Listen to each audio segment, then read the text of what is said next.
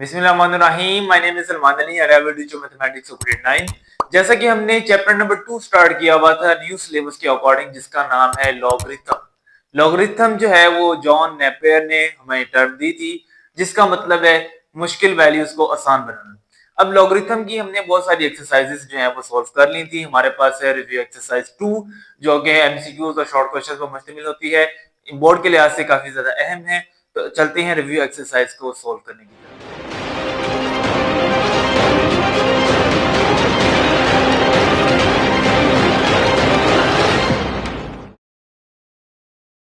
जी students, हमारे पास review exercise 2 का question number 1 है, जो कि मुश्तमिल है एमसीक्यूज पर। इसके टोटल 10 एमसीक्यूज हैं।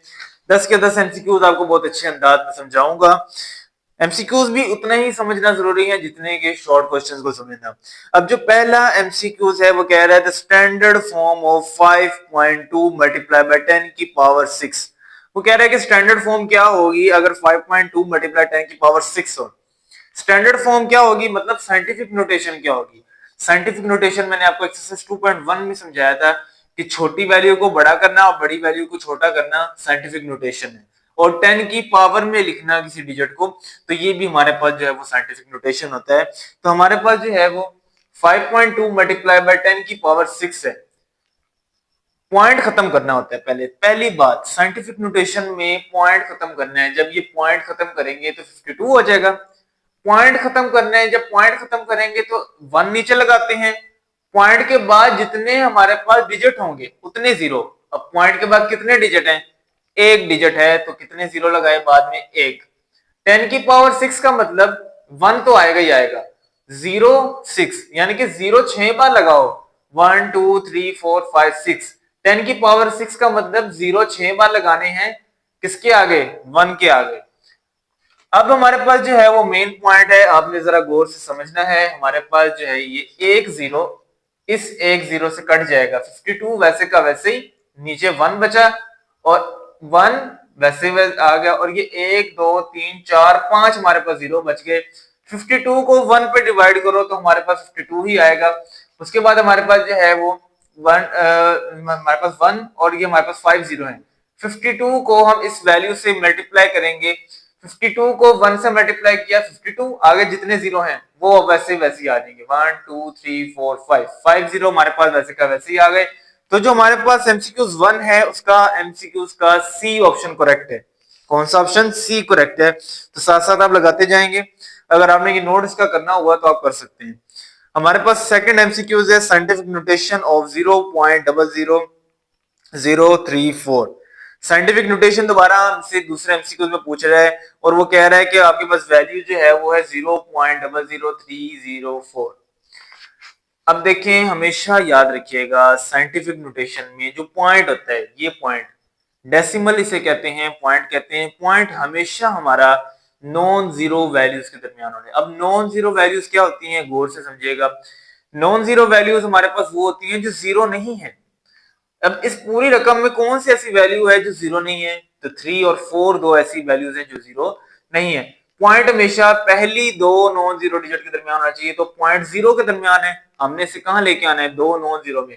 जब पॉइंट यहां से उठा के हम यहां लेके आएंगे नॉन जीरो डिजिट के दरमियान, तो हम इसे 3.4 लिखेंगे। जब पॉइंट यहां से उठा के 3 और 4 के दरमियान में ले आए हैं तो 3.4 नहीं बन जाएगा।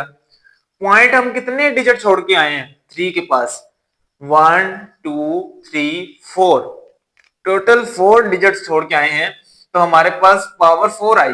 लेकिन 10 की पावर -4 क्यों आई, अब ये सुनिए। साइंटिफिक नोटेशन का पहला रूल कि डेसिमल है, जो पॉइंट है वो नॉन जीरो डिजिट के दरमियान होना चाहिए, यानी वो रकम जो हमारे पास जीरो नहीं है। दूसरी मेन बात, हमारे पास जो है वो पॉइंट अगर लेफ्ट साइड से राइट साइड की तरफ आए तो पावर नेगेटिव होगी, अगर राइट साइड से लेफ्ट साइड की तरफ जाए तो पावर पॉजिटिव होगी। अब जो पॉइंट है वो लेफ्ट साइड से राइट साइड की तरफ आया, तो इसलिए पावर हमारे पास जो है वो नेगेटिव हो गई। और हमारे पास 10 की पावर क्यों हुई, हमेशा जीरो या जो पॉइंट के बाद जितने डिजिट्स होते हैं उसको 10 की पावर में शो करते हैं। अगर यहाँ पॉइंट के बाद 2 डिजिट होते हैं तो पॉइंट में हम 10 की पावर -2 लिखते। अगर पॉइंट के बाद 3 डिजिट होते तो 10 की पावर -3 लिखते। अगर पॉइंट के बाद 4 डिजिट होते तो 10 की पावर -4। इसी तरह देखें, दोबारा सुने, पॉइंट दो नॉन जीरो डिजिट के दरमियान होना चाहिए, मतलब 3 और 4 के दरमियान होना चाहिए। तो हमने 3.4 लिख दिया, सिंपल। अब पॉइंट 3 तक कितने डिजिट छोड़ के आ रहा है? 1 2 3 4, 4 डिजिट छोड़ के आ रहा है, लेकिन लेफ्ट साइड से, तो इसलिए 10 की पावर -4। तो जो सेकंड एमसीक्यूज है इसका ऑप्शन बी करेक्ट है। थर्ड ऑप्शन है the base of common logarithm is. हमारे पास लॉगरिथम जो है, मैंने आपको बताया था 2.1 में, लॉगरिथम बेसिकली है क्या? लॉगरिथम हमें मुश्किल वैल्यूज को सॉल्व करने के लिए इस्तेमाल होता है। लॉगरिथम की दो मेन टाइप्स होती हैं, एक होती है कॉमन लॉगरिथम, एक होती है नेचुरल लॉगरिथम। जो आसान है वो कॉमन लॉगरिथम है, जो नेचुरल लॉगरिथम थोड़ा टफ है। ये डिफरेंशिएशन वगैरह, ये डिफरेंट हमारे पास जो है मैथ्स की ब्रांचेस में यूज होता है। नेचुरल लॉग उसे कहते हैं, LN से प्रिंट। तो यानी कि लॉगरिथम की दो टाइप्स हैं, कॉमन लॉगरिथम और नेचुरल लॉगरिथम। जो कॉमन लॉगरिथम है उसकी बेस होगी 10। हमेशा याद रखिएगा, कॉमन लॉगरिथम की बेस होती है 10, और जो नेचुरल लॉगरिथम होता है उसकी बेस होती है E। तो ये मैंने आपको 2.1 में, 2.2 में मैंने आपको बहुत ज्यादा अच्छे से समझाया था कि नेचुरल लॉगरिथम और कॉमन लॉगरिथम में डिफरेंस क्या है। तो आप वो वाले वीडियो समझ के आए, फिर आपको ज्यादा अच्छी समझ आ जाएगी। उसने पूछा था base of common logarithm is, common logarithm की बेस क्या होती है? तो 10 होती है, मैंने आपको बताया। तो तीसरे एमसीक्यू का दूसरा ऑप्शन, ऑप्शन बी करेक्ट है, बी। चौथा एमसीक्यू है लॉग की बेस 2 इंटू 2 की पावर 3। चौथा एमसीक्यू क्या है? लॉग की बेस 2 और उसके साथ हमारे पास 2 की पावर 3। हमेशा याद रखिएगा, जो ऊपर पावर होती है वो लॉग से पहले आ जाती है। यहाँ लॉग वैसे का वैसे ही, पावर 3 को हम लॉग से पहले ले आए, ये पावर रूल है लॉग का। ये बेस 2 वैसे की वैसे ही, और ये 2 वैसे का वैसे ही, और ये पावर 3 शुरू में आ गई। अब ये 3 वैसे का वैसे ही, हमेशा याद रखिएगा जब भी लॉग की बेस और लॉग के साथ वैल्यू सेम हो तो वो 1 के इक्वल होती है। ये सारा रिजल्ट हमारे पास 1 के, अगर log x इंटू एक्स होता तो 1 आता, log y इंटू वाई होता 1 आता, log 5 इंटू 5 होता 1, अगर log 3 इंटू 2 होता फिर 1 नहीं आना था। क्योंकि जब सेम वैल्यू होती है तो हमारे पास 1 आ जाता है। 3 को 1 से मल्टीप्लाई करेंगे तो 3। तो हमारे पास जो चौथा एमसीक्यूज है उसका चौथा हमारे पास ऑप्शन जो है वो ठीक है। पांचवा एमसीक्यू है log 100। आप अपने कैलकुलेटर पे लिखें 100, log का बटन दबाएं और 100 प्रेस कर दें, 100 100 आपको लिखना आता ही है, तो आपके पास 2 आ जाएगा। log 10 1 के इक्वल होता है, log 100 2 के इक्वल, log 1000 3 के इक्वल, log 10,000 हमारे पास 4 के इक्वल होता है। आप कैलकुलेटर पे जितनी भी log की वैल्यू, log का बटन दबाएं, आपके कैलकुलेटर पे होता है, और जितनी वैल्यू लिखेंगे उसकी वैल्यू आ जाती है। log 100 लिखेंगे तो आपके पास 2 आ जाएगा। तो हमारे पास जो 5 वाला एमसीक्यू है इसका ए ऑप्शन करेक्ट है। If log 2 is equal to 0.3010 then log 200 is। इसका भी आपने इस तरह करना है, log 200 कैलकुलेटर पे प्रेस करेंगे तो आपके पास जो है वो 2.3010 आ जाएगा। तो 6 वाले का आपके पास सी ऑप्शन करेक्ट है, 2.3010। नेक्स्ट हमारे पास है 7 log 0। पूछ रहा है कि log 0 किसके इक्वल होता है? तो आपके पास इंफिनिटी, आप अपने कैलकुलेटर पे अगर लिखते हैं, log का बटन दबाते हैं और आगे से आप 0 दबा देते हैं तो आपको इसका कोई आंसर मिलेगा ही नहीं, आपके पास एरर आ जाएगा, जिसे मैथ एरर या साइंटिस्ट एरर कहते हैं। तो इसकी कोई वैल्यू है ही नहीं, मतलब इसको हम कभी सॉल्व ही नहीं कर सकते, कभी इसकी हमें प्रॉपर इसका आंसर नहीं मिला। तो log 0 जो है अनडिफाइंड है, जिसे बयान ना किया जा सके, जिसका हल ना हो, उसे अनडिफाइंड कहते हैं। तो हमारे पास जो 7 एमसीक्यूज है उसका चौथा जो हमारे पास डी वाला ऑप्शन है अनडिफाइंड, वो हमारे पास करेक्ट है। log 10,000 किसके इक्वल होता है? या वैसे तरतीब से याद कर लें, log हमारे पास जो है वो 10 1 के इक्वल होता है, log 100 2 के इक्वल होता है, log हमारे पास 1000 3 के इक्वल होता है, log 10,000 4 के इक्वल, log 1 लाख हमारे पास 5 होता है, log 10 लाख 6 के इक्वल होता है। तो यहाँ पे जो हमारे पास log 10,000 है वो 4 के इक्वल है। ये मैंने आपको 2.1 2.2 दोनों में बताया हुआ है, बहुत अच्छे से आप वो एक्सरसाइज समझ के आए। हमारे पास है 9 वाला MCQ log 5 plus log 3। log दोनों में कॉमन है तो एक बार log लिखेंगे, ठीक है। log 5 प्लस log 3, log यहां भी है यहां भी है तो log एक बार लिखा, प्लस का साइन हो तो मतलब वैल्यूज को मल्टीप्लाई करना है। 5 को 3 से मल्टीप्लाई करेंगे तो 15। अगर यहाँ माइनस होता प्लस की जगह तो हम डिवाइड करते, 5 को 3 पे डिवाइड करेंगे तो इसका आंसर आना था कुछ इस तरह, log 5/3। लेकिन ये हमारे पास कंडीशन कुछ इस तरह है, लॉग हमारे पास 2 बार आया तो हमने इसे एक बार लिख लिया, 5 को 3 से मल्टीप्लाई किया 15। जब दरमियान में प्लस हो तो उसे चेंज करेंगे मल्टीप्लाई में, जब दरमियान में माइनस हो तो उसे चेंज करेंगे डिवाइड में। तो सेम इस तरह ये आपके पास रूल्स हैं। मैंने आपको ये 2.3 2.4 आई थिंक 2.4 में समझाए थे, तो ये आपने लाजमी समझने हैं। अब नेक्स्ट हमारे पास लास्ट एमसीक्यूज है 3 की power 4 is equal to 81 in logarithm form is. Logarithm form में से बताना है कि वो क्या होता है। हमारे पास 3 की पावर 4 81 के इक्वल, सिंपल बात है, लॉगरिथम फॉर्म में लिखना है, यानी कि लॉगरिथम की शक्ल में हमने लिखना है, तो लॉग का साइन पहले लगाएंगे ही लगाएंगे। और हमारे पास जो ये होती है, पावर की नीचे वाली वैल्यू लॉग की बेस बन जाती है, इक्वल के बाद वाली वैल्यू लॉग के पास आ जाती है, और ये 4 इक्वल, यानी कि आप सिंपल अल्फाज में ये कह सकते हैं कि जो ये वाली वैल्यू है ये लॉग की बेस बन गई। ये 4 और 81 अपनी जगह बदल लेंगे, 81 4 की जगह पे आ गया, 4 81 की जगह पे आ गया। सिंपल ये मैंने आपको चीज 2.1 और 2.2 दोनों में समझाई है। अगर आप बेहतर अंदाज में समझना चाहते हैं तो वहां पे आप अच्छे अंदाज में आपको इस पूरी का आपको एक रिव्यू मिल जाएगा, वीडियो की बहुत अच्छी समझ आ जाएगी। 10 एमसीक्यूज हमारे पास हो चुके हैं। अब हम इसके क्वेश्चन नंबर 2 की तरफ चलते हैं। इनको नोट कीजिए और इनको समझ लीजिए। अगर आपको कहीं से समझ नहीं आई वीडियो बैक कर लें। अगर आप चाहते हैं इससे अच्छे अंदाज में समझे तो 2.1 और 2.2 को आप समझ के आए। क्वेश्चन नंबर 2 की तरफ चलते हैं, जो इसके लिए शॉर्ट क्वेश्चन के लिहाज से काफी ज्यादा इंपॉर्टेंट है। ये स्टूडेंट्स हमारे पास क्वेश्चन नंबर 2 है। क्वेश्चन नंबर 2 में हमें कहा गया है express the following numbers in scientific notation. हमारे पास इसके 3 पार्ट्स हैं, हमने इसे कन्वर्ट करना है साइंटिफिक नोटेशन में। साइंटिफिक नोटेशन में मतलब इसको 10 की पावर में लिखना है।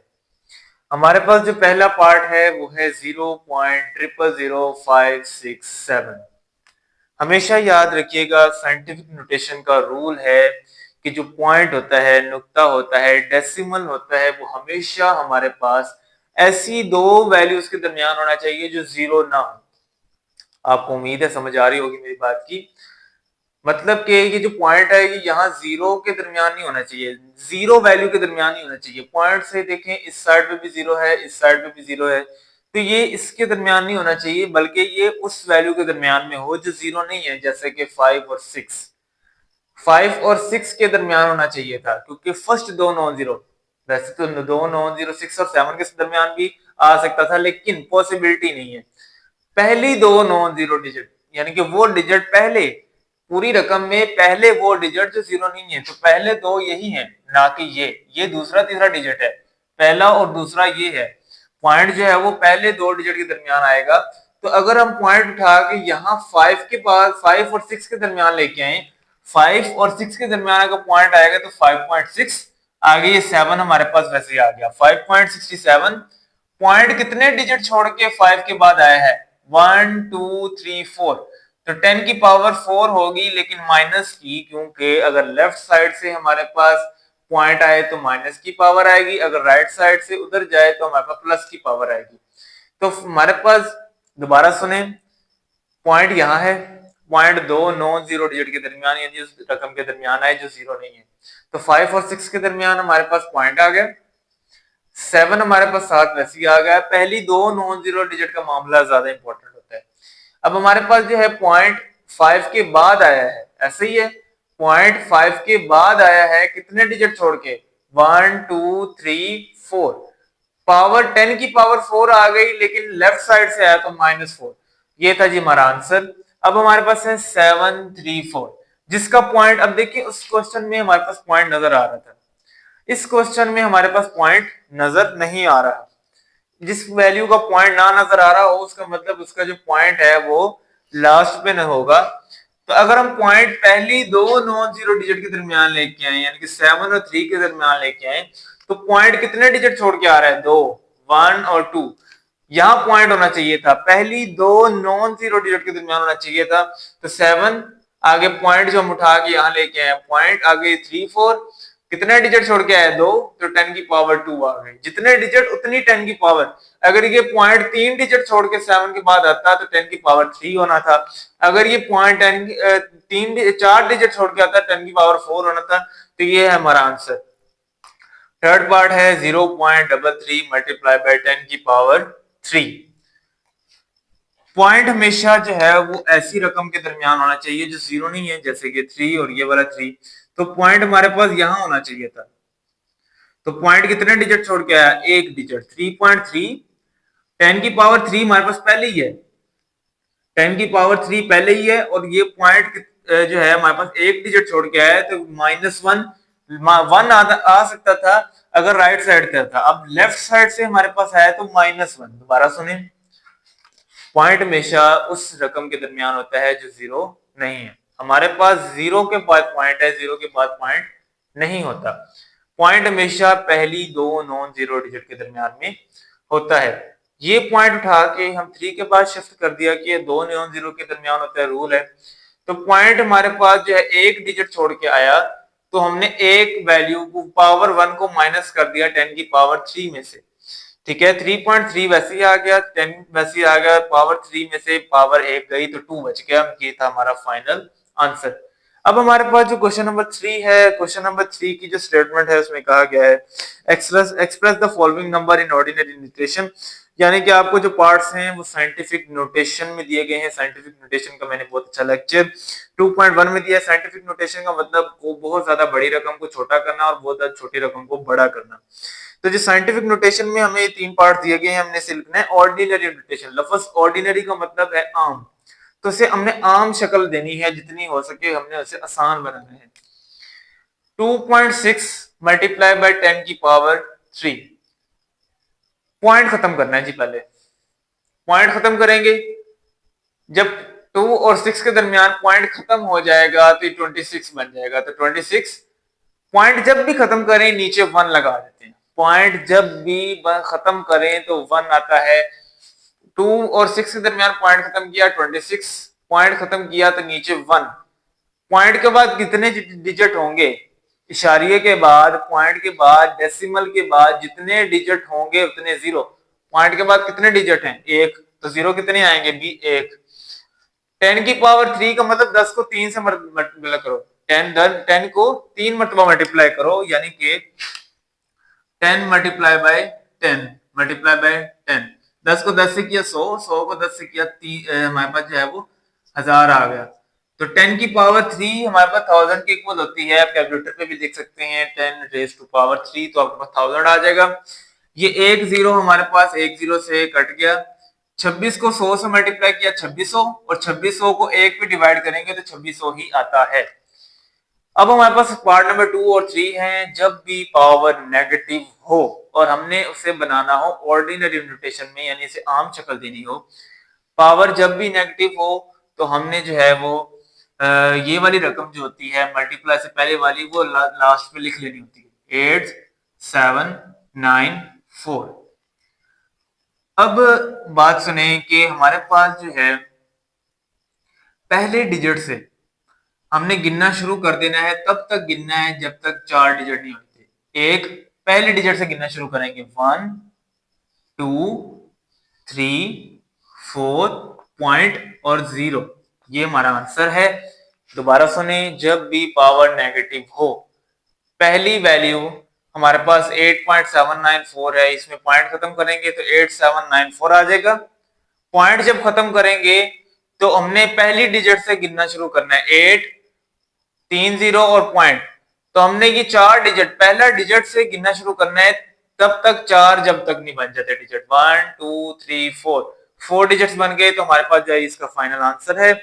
अब हम नेक्स्ट जो है वो 6 मल्टीप्लाई 10 की पावर -6, फिर पावर नेगेटिव है तो 6 लिखेंगे।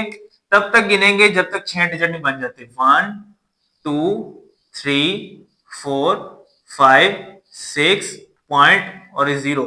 शुरू में 0 आता ही आता है, नेगेटिव पावर में 0 आता ही आता है। तो ये था जी हमारा क्वेश्चन नंबर 2 और 3। अब हम इसके क्वेश्चन नंबर 4 एंड 5 की तरफ चलते हैं। जी स्टूडेंट्स, हमारे पास रिव्यू एक्सरसाइज का क्वेश्चन नंबर 4 एंड 5 है। क्वेश्चन नंबर 4 एंड 5 में हमें एक्सपोनेंशियल फॉर्म अगर दी हो तो लॉगरिथम फॉर्म में कन्वर्ट करना है। अगर लॉगरिथम फॉर्म में दिया हो तो हमने इसे एक्सपोनेंशियल फॉर्म में कन्वर्ट करना है। अब सवाल पैदा होता है कि लॉगरिथम फॉर्म और एक्सपोनेंशियल फॉर्म होती क्या है। जब हम आपके क्वेश्चन में लॉग का इस्तेमाल हो, LOG लॉग का इस्तेमाल हो, तो मतलब ये लॉगरिथम फॉर्म है। अगर लॉग का इस्तेमाल ना हो, LOG, लॉग का इस्तेमाल ना हो तो मतलब ये एक्सपोनेंशियल फॉर्म है। अब जो हमारे पास क्वेश्चन नंबर है 4, ये एक्सपोनेंशियल फॉर्म में है क्योंकि इसमें लॉग जो है वो यूज नहीं हुआ। हमने इसे कन्वर्ट करना है लॉगरिथम फॉर्म में, जैसा कि आपकी बुक के स्टेटमेंट में आप देख सकते हैं। लॉगरिथम फॉर्म में कन्वर्ट करने का जो पहला रूल है, लिखना है लॉग। ये जो हमारे पास डिजिट होगा ये लॉग की बेस बन जाएगा। ये तीसरा डिजिट दूसरे की जगह ले लेगा और दूसरा तीसरे की जगह ले लेगा। 2187 हमारे पास 7 की जगह पे आ गया और 72187 की जगह पे आ गया। ये था जी हमारा क्वेश्चन। नेक्स्ट पार्ट नंबर 2 है a की power b is equal to c। इसे भी लॉगरिथम में कन्वर्ट करना है तो पहला रूल लॉग लगाएंगे। ये जो a है लॉग की बेस बन गया, c b की जगह पे आ गया और b c की जगह पे चला गया। मतलब जो पहला डिजिट होता है वो लॉग की बेस और जो दूसरा होता है वो तीसरे की जगह पे और तीसरा दूसरे की जगह पे चला जाता है। तो ये हमारा आंसर है। पार्ट नंबर 3 है 12 का अगर स्केयर लें तो 144 आता है। इसे लॉगरिथम फॉर्म में लिखना है। पहले हमने क्या करना है कि लॉग लगाना है, पहला डिजिट बेस बन जाता है, तीसरा दूसरे की जगह पे आ जाता है, तीसरा दूसरे की जगह पे आ जाता है और दूसरा तीसरे की जगह पे चला जाता है। पार्ट नंबर जो क्वेश्चन नंबर 4 हमारा कंप्लीट हो चुका है। क्वेश्चन नंबर 5 है, ये लॉगरिथम की फॉर्म है क्योंकि इसमें हमारे पास लॉग इस्तेमाल हुआ है। इसे हमने कन्वर्ट करना है एक्सपोनेंशियल फॉर्म में। एक्सपोनेंशियल फॉर्म में हम कन्वर्ट करने के लिए जो हमारे पास होता है लॉग की बेस, वो हमारे पास एक पूरा डिजिट बन जाता है, तीसरा दूसरे की जगह पे आ जाता है और दूसरा तीसरे की जगह पे चला जाता है। पार्ट नंबर 2 है, बेस हमारे पास एक पूरा डिजिट बन जाता है, तीसरा दूसरे की जगह पे आ जाता है, दूसरा तीसरे की जगह पे चला जाता है। यही आंसर है। पार्ट नंबर 3 है, बेस पूरा डिजिट बन जाता है, बेस पूरा डिजिट बन जाता है, तीसरा दूसरे की जगह पे और दूसरा तीसरे की जगह पे। ये था जी हमारा question number 5। Question number 4 and 5 हो चुका है। रिव्यू एक्सरसाइज हमारे पास फर्स्ट हाफ हो चुकी है, आधी हो चुकी है। बाकी की जो नेक्स्ट हाफ है वो हम नेक्स्ट वीडियो में करेंगे। बहुत ज्यादा मेहनत होती है आपके जो है वो इसको प्रोसेस को करने के लिए, आपको अच्छे से समझाने के लिए। तो उम्मीद है कि आपको अच्छी समझ आई होगी। अगर किसी पॉइंट की समझ नहीं आई तो आप पीछे वीडियो को रिवर्स करके देख सकते हैं। किसी पॉइंट की समझ नहीं आई, किसी क्वेश्चन की समझ नहीं आई तो आप बता सकते हैं कमेंट सेक्शन में। लेक्चर का फीडबैक लाजमी दीजिएगा और जो है वो इस चैनल को सब्सक्राइब भी लाजमी कीजिएगा। बहुत ज्यादा एफर्ट्स लगती हैं, बहुत ज्यादा टाइम इन्वेस्ट करना पड़ता है। मिलते हैं नेक्स्ट वीडियो में। अल्लाह हाफिज।